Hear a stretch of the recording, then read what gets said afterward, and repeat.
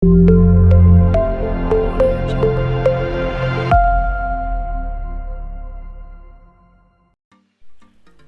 адамдар әдетте лимонды қолданып, ал қабығын қоқысқа тастайды. Енді бұлай жасаудың қажеті жоқ. Себебі лимон жемісіне қарағанда, оның қабығында көптеген қоректік заттар мен дәрумендер бар.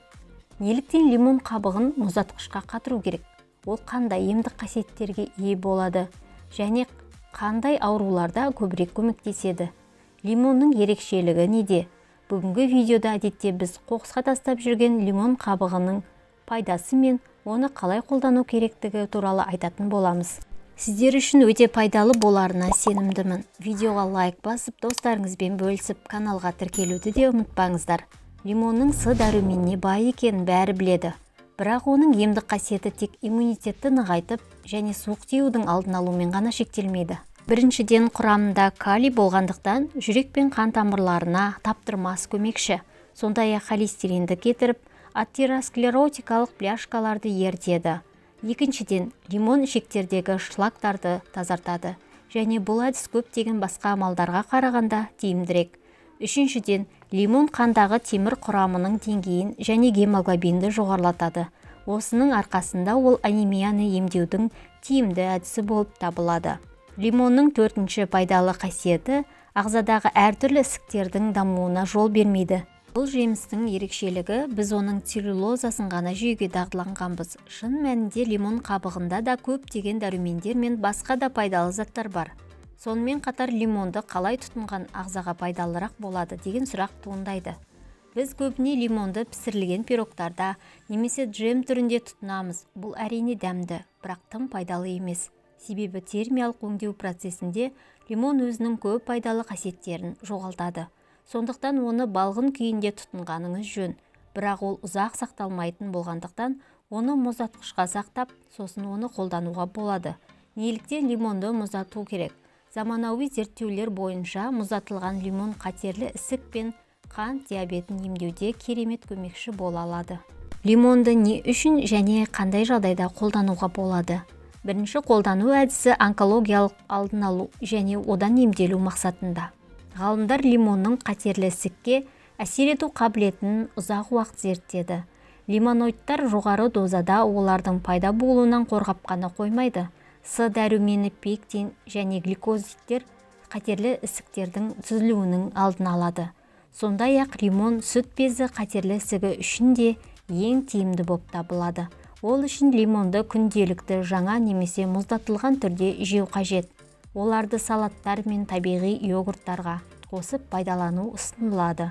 Мұздатылған лимонның екінші пайдасы организмдегі зиянды токсиндерді шығаруға көмектеседі. Ол тек ішекті ғана емес, сонымен қатар қан тамырлар мен бауырды да тазартады. Сондықтан мұздатылған лимон артық холестериннен зардап шегетін адамдарға диетаға қосып пайдалану ұсынылады. Бірақ ескере кетіңіз, мұндай әдісте мұздатылған лимонды қабығымен пайдалану маңызды. Лимонның үшінші қасиеті қандағы қантты төмендетеді. Сондықтан оны диабетиктерге қолдануға рұқсат етіледі. Мұндай әдіс қанттың ағзаға түсуін және оның сіңіруін реттейді. Инсулин өндірісі майларды сіңіру процестерімен тығыз байланысты. Тиісінше лимон холестерин деңгейін реттеп, глюкоза мен инсулин балансына да әсер етеді. Лимонның төртінші қолдану әдісі тері жағдайларын жақсартуда пайдалануға болады.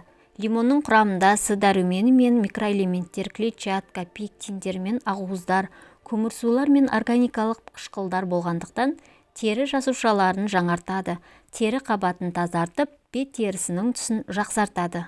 Және ол теріні тазартып қана қоймайды, сонымен қатар мұздатылған лимоннан скраб жасауға да болады. Ол үшін лимон шырынымен біраз қасық қантты ыдысқа салып араластырыңыз. Дайын болған қоспаны тазартылған бетке жағып, 15 минут ұстайсыз. Белгіленген уақыттан соң оны жуып тастауға болады. Егер теріңіз дақтардың шығуына бейімді болса, ұн қосылған ағартатын масканы қолдану ұсынылады. Ол үшін тазартылған бетке бір ас қасық жаңа сығылған лимон шырынымен бір шай қасық ұнды араластырып, қоспаны бетке қалыңдатып жағу керек. Оның сыртынан сүлгімен немесе қалың матамен жауып қойыңыз. 20 минут шамасында ұстап, сосын оны жуып тастаңыз. Бұл аталған маска мен скрабты ұйықтар алдында жасау ұсынылады. Бір емес бірнеше қасиетке ие осы жеміс түрлі ауруларға да ем болады екен.